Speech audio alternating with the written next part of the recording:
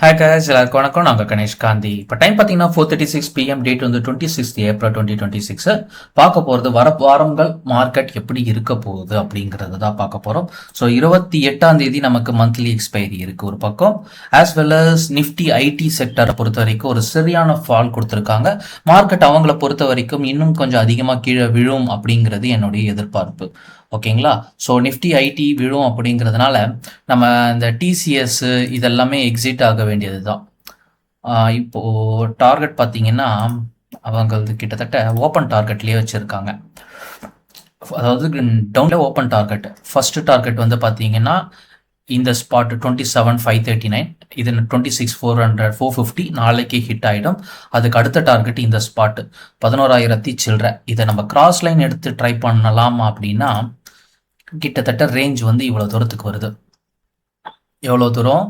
17,000 சில்லற. ஸோ கிட்டத்தட்ட பர்சன்டேஜ் நம்மளுடைய ஐடி செக்டர் ஸ்டாக்ஸ் எல்லாமே ஃபால் ஆகும். இப்போ இருக்கிற ரேஞ்சிலேருந்து 25 to 50% ஸ்டாக்ஸ் வந்து ஃபால் ஆகும் அப்படிங்கிறது என்னுடைய வேல்யூவேஷன் எக்ஸ்பைரி. ஸோ உங்களோட ஐடி செக்டர்ஸ் ஏதாவது ஸ்டாக்ஸ் வச்சுருக்கீங்கன்னா அதை கொஞ்சம் ஃபாலோ பண்ணிக்கோங்க. Okay fine. ஸோ நம்ம இப்போ நிஃப்டியை பொறுத்த வரைக்கும் மறுபடியும் இந்த ஈரான் வாரை பற்றி அனௌன்ஸ்மெண்ட் ஆரம்பிச்சிட்டாங்க. மறுபடியும் அட்டாக் ஓடிட்டு இருக்கு. இதில் குறுக்கில் சைனா வேற உள்ள இழுத்து விட்டாங்க. ஸோ சைனா என்னென்ன பண்ண போகுதுன்றது தெரியல. இது போதாதுன்னுட்டு நமக்கு நேபாள் வந்து இந்தியாவிலேருந்து இம்போர்ட் பண்ணுற ப்ராடக்ட்ஸுக்கெல்லாம் சுங்க வரி அதிகப்படுத்திட்டாங்க. ஸோ அந்த டென்ஷன் வேற ஒரு பக்கம் ஓடிக்கிட்டு இருக்கு. ஸோ நேபாள் ஏற்றுச்சு அப்படின்னா ஆட்டோமேட்டிக்காக பாகிஸ்தான் ஏற்றும், ஸ்ரீலங்கா ஏற்ற ட்ரை பண்ணும். ஏன்னா நேபாள் இப்போ சைனாவுக்கு சப்போர்ட் பண்ணுறாங்க.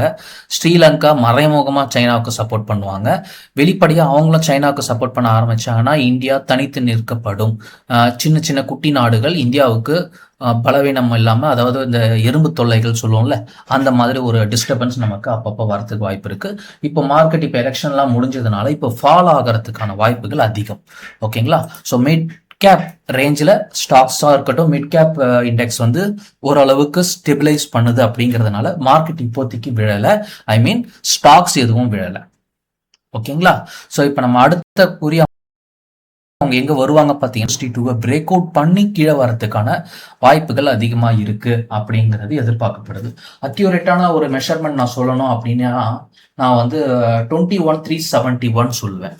21,371 வரையும் கீழே வந்துட்டு அதுக்கப்புறம் மேலே ஏற முயற்சி பண்ணும். 21,371 கிட்டத்தட்ட நமக்கு 4.5% ஃபால் இல்லையா? இதுக்கு முன்னாடி அவங்க ஒரு தடவை 22,000 வரையும் வந்துட்டு தான் போனாங்கன்றதுனால பயப்படுற அளவுக்கு பெரிய விஷயம் இல்லைனா கூட ஸ்டாக்ஸ்ல ஒரு சின்ன சின்ன கரெக்ஷன்ஸ், எஸ்பெஷலி இன்ஃபர்மேஷன் டெக்னாலஜியில் அதிகமான பலவீனங்கள் இருக்கும். பேங்கிங் ஸ்டாக்ஸில் ஒரு சில இடத்துல பலவீனங்களாக இருக்கும். ப்ரைவேட் பேங்க்கில் ஆக்சிஸ் பேங்க் ரொம்ப வீக்காக இருக்காங்க, அப்புறம் டிசிஎஸ் வீக்காக இருக்காங்க, ஹெச்சிஎல் வீக்காக இருக்காங்க, இன்ஃபோசிஸ் வீக்காக இருக்காங்க. ஸோ இதெல்லாம் கொஞ்சம் அடி வாங்கும். கொஞ்சம் கேர்ஃபுல்லாக பார்த்துக்கோங்க. ஸோ நாளைக்கு நம்ம என்ன பண்ண போகிறோம் அப்படின்னா நிஃப்டி வந்து புட் ஆப்ஷன்ஸ் வாங்க போகிறோம். நான் அதை இன்னைக்கே உங்களுக்கு லெவல் எதுன்னு சொல்லிடுறேன். இந்த 20,500 புட் ஆப்ஷனு 26ஆம் தேதி மே மாதம் தான் இதோடைய எக்ஸ்பைரி, அடுத்த மாதம். ஸோ நமக்கு டைம் இருக்கு. ஓகேவா? 30 மினிட்ஸ் சார்ட்டில் வச்சுப்போம். 30 மினிட்ஸ் சார்ட்டை பொறுத்த வரைக்கும் இவங்களுக்கு ஒரு பிரேக் அவுட் இடம் வந்து 25.5. நாளைக்கு பெரும்பாலும் கேப் அப் தான் இருப்பாங்க. 30க்கு மேலே கேப் அப் ஆச்சுன்னா இந்த ஸ்டாக்கை விட்டுருங்க. 30க்கு மேலே கேப் அப் ஆகலை அப்படின்னா வாங்குங்க. ஆவரேஜ் எல்லாம் பண்ணாதீங்க, அப்படியே விட்டுருங்க. இந்த ஸ்க்ரீன்ஷாட்டை வேணும்னா நீங்கள் நோட் பண்ணிக்கோங்க. ஸ்டாப் லாஸ் இந்த மாதிரி கிராஸ் லைனில் சைட்வேஸில் மெயின்டைன் பண்ணுங்கள். உங்களுக்கு வாய்ப்பு கிடைச்சது 18 கிட்ட வாங்குற மாதிரினா வாங்கிக்கோங்க. மறுபடியும் ஸ்டாப் லாஸ் 16ன்னு வச்சுக்கோங்க. 16க்கு கீழே வந்ததுன்னா யோசிக்காமல் எக்ஸிட் ஆகிடுங்க. என்னுடைய இன்ஃபர்மேஷன் டெலகிராம்லையோ இல்லை யூடியூப்லையோ இல்லை வாட்ஸ்அப் குரூப்லையோ போடலைன்னா கூட நீங்கள் எக்ஸிட் ஆகிடுங்க. ஓகேவா? இது 26 மேங்கிறதுனால உங்களுக்கு பேனிக் ஆக வேண்டிய அவசியம் இருக்காது. எக்ஸ்பைரி இருக்கு. கிட்டத்தட்ட டபுள் மணி ப்ராஃபிட் கிடைக்கிறதுக்கான வாய்ப்புகள் இருக்கு. Of course equity subject to market ரிஸ்க்குங்கிறதையும் நான் சொல்லிக்கிறேன். ஏன்னா நான் டபுள் மணி ப்ராஃபிட்டை பற்றி இதில் பேசுகிறேன் அப்படிங்கிறதுனால. ஓகேவா? ஸோ இது இல்லாமல் மற்ற ஸ்டாக்ஸ்லாம் எது வாங்கலாங்கிறது நான் ஆல்ரெடி உங்களுக்கு டெலகிராமில் போட்டிருக்கேன். நம்மளது டெலகிராம் வந்து பார்த்தீங்கன்னா காகா ஷேர் 1ன்னு சொல்லி சர்ச் பண்ணிங்கன்னா வரும். ஸோ அதில் வந்து உங்களுக்கு ட்ரெண்டிங்னு சர்ச் பண்ணிங்கன்னா டுடே ட்ரெண்டிங் ஏவி பாலிமர்ஸ் போட்டிருக்கோம். ஸோ ஏவிஐ பாலிமர்ஸ் நான் ஆல்ரெடி உங்களுக்கு இன்ஃபார்ம் பண்ணியிருக்கேன்னு நினைக்கிறேன். ஏவிஐ பாலிமர்ஸ் பார்த்தீங்கன்னா 16.44 அப்பர் சர்க்கியூட்டில் லாக் பண்ணியிருக்காங்க. ஸோ நாளைக்கு வந்து அதோட ரிசல்ட் குவார்டர் ஆனுவல் ரிசல்ட் இருக்குது. அது இல்லாமல் கொஞ்சம் நியூஸ் அப்டேட்லாம் இருக்குது. ஸோ அவங்க 20, 25, 28 இந்த ரேஞ்ச் வரையும் போகிறதுக்கான முயற்சிகள் அவங்க எடுக்கலாம். ஸோ ட்ரெண்ட் லைன் அப்படின்னு பார்த்தீங்கன்னா இந்த ட்ரெண்ட் லைன் ஒன்று வரும், இந்த ட்ரெண்ட் லைன் ஒன்று வரும்.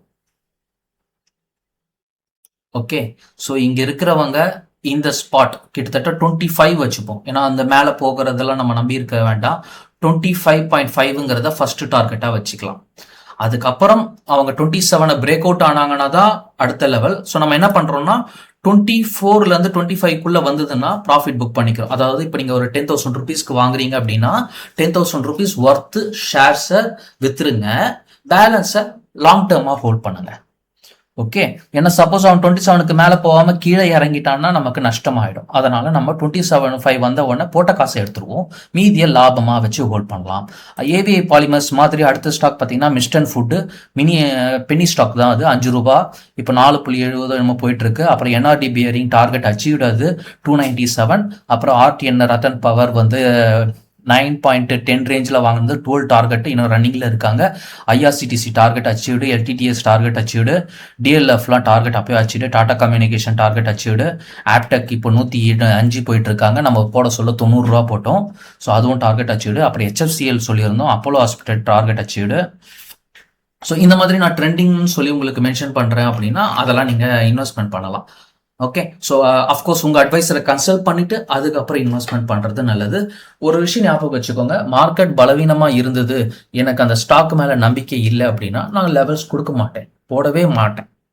ஓகேங்களா, நீங்கள் ஃபோன் பண்ணியோ எனக்கு வாட்ஸ்அப் பண்ணி எந்த ப்ரெஷர் கொடுத்தாலும் இன்வெஸ்ட்மெண்ட் பண்ண முடியாதுன்னா இன்வெஸ்ட்மெண்ட் பண்ண முடியாது தான். நான் உங்களை சும்மா நீங்கள் இன்வெஸ்ட்மெண்ட் பண்ணால் எனக்கு வேணால் லாபம், எனக்கு கமிஷன் கிடைக்கும், நீங்கள் ப்ரோக்கரேஜ் கமிஷன் எனக்கு கிடைக்குதுங்கிறதுக்காக நான் உங்களை போய்ட்டு ஒரு அமௌண்ட் எடுத்துகிட்டு வந்து ஒரு இடத்துல இன்வெஸ்ட்மெண்ட் பண்ண வச்சேன்னா உங்களுக்கு தான் நஷ்டம் வரும். அதனால் லெவல்ஸ் எப்போ வருதோ அப்போ நான் அப்டேட் பண்ணுறேன், அப்போ மட்டும் நீங்கள் இன்வெஸ்ட்மெண்ட் பண்ணுங்கள். அது வரையும் உங்கள் ஃபண்டை உங்கள் பேங்க் அக்கௌண்ட்லேயே வச்சுக்கோங்க. ட்ரேடிங் அக்கௌண்ட்டில் வைக்கிறதுக்கு வட்டி கூட கிடையாது இல்லையா? ஏன்னா ஒரு 5 to 10 செகண்ட்ஸில் நம்மளால உடனே நம்ம அக்கௌண்ட்ல இருந்து ட்ரேடிங் அக்கௌண்ட்டுக்கு மாற்றிக்க முடியும், சேவிங் அக்கௌண்ட்லேருந்து ட்ரேடிங் அக்கௌண்ட். ஆனால் ஒரு பெரிய விஷயம் இல்லை. நம்ம போடுற லெவல்ஸ் எல்லாமே உங்களுக்கு 1 நாள் 2 நாள் கேப் இருக்குது வாங்குறதுக்கு கூட.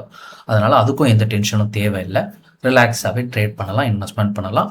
நான் அப்டேட் லெவல்ஸ் எல்லாமே டெலகிராமில் நான் ஈஸியாக அப்டேட் பண்ண ஈஸியாக இருக்குது, அதனால் நான் டெலகிராமில் போஸ்ட் பண்ணுறேன். மற்றது எல்லாமே நம்ம லைவில் பார்க்கலாம். Thank you, take care, bye bye.